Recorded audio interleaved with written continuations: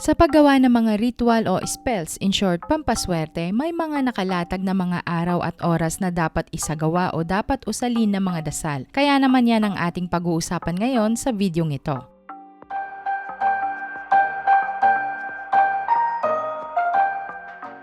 Ang ating aralin ngayon ay patungkol sa mga araw o oras ng paggawa ng mga ritual o pampaswerte. Tandaan lamang mga friendly na ito ay isang gabay na importante. Nasa sa inyo kung susundin o hindi. Ang mahalaga kung kailan kayo available sa gagawin yung pampaswerte. Yun ang sundin nyo at ang mga gabay ritual na mga nabanggit ko sa mga nagdaang aralin. So let's dive into the video.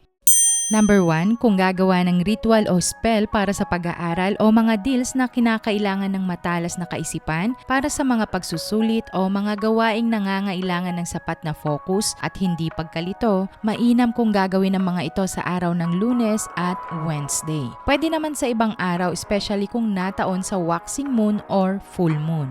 Number 2, gagawa ka ba ng ritual mo o spells mo o protection ritual mo para naman mas tumibay ang lakas ng loob at protektado sa anumang kahinaan? Mabisa kung gagawin naman ito sa araw ng Martes o kahit na anong araw na nataon sa waxing moon or full moon.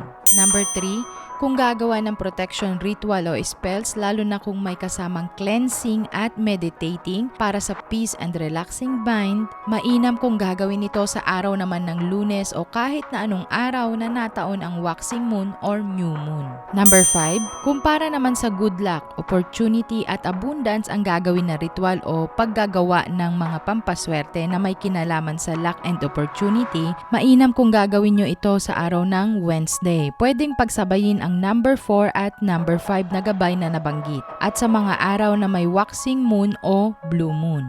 Number 6, kaway-kaway sa mga apprentice ko dito sa aking channel na hanggang ngayon estudyante ko pa din at patuloy na nag-aaral ng karunungang lihim. Ito ay para sa inyo. Gaya ng nasabi ko sa ating Zoom meeting nung nakaraan, best day na mag-meditate kayo at mas ma-enhance ang inyong psychic ability is Monday or Friday at sa mga araw na may full moon o blue moon.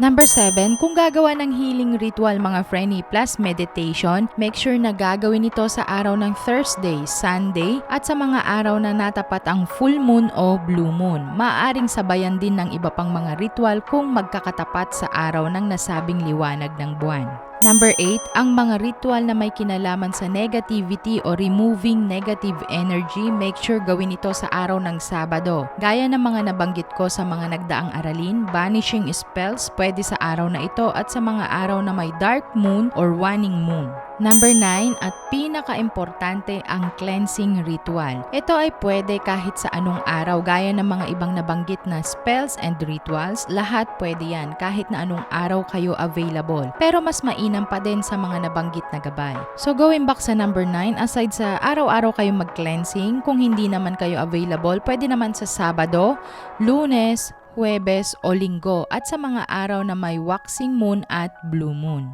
Number 10, proteksyon sa pangkalahatan na ritual. Dapat gawin ito kung Huwebes, Sabado o Martes. Pwedeng-pwede din sa kahit na anong araw ka available at sa mga araw na may full moon o waxing moon. Ang paggawa ng mga ritual pampaswerte o proteksyon ay nangangailangan ng focus at full intention na galing sa puso mo. Ibig sabihin, kasama ng emosyon mo. Kaya maglaan ng araw para sa mga ito kung ikaw ay gagawa ng anumang gabay pampaswerte. Sana ay may natutunan kayo sa araw na ito. Huwag kalimutan mag-subscribe para naman mas ganahan pa akong magbigay ng tamang impormasyon at tamang gabay para sa masigla at swerte-swerte na buhay. Hanggang sa muling aralin, salamat sa pakikinig. Ingat!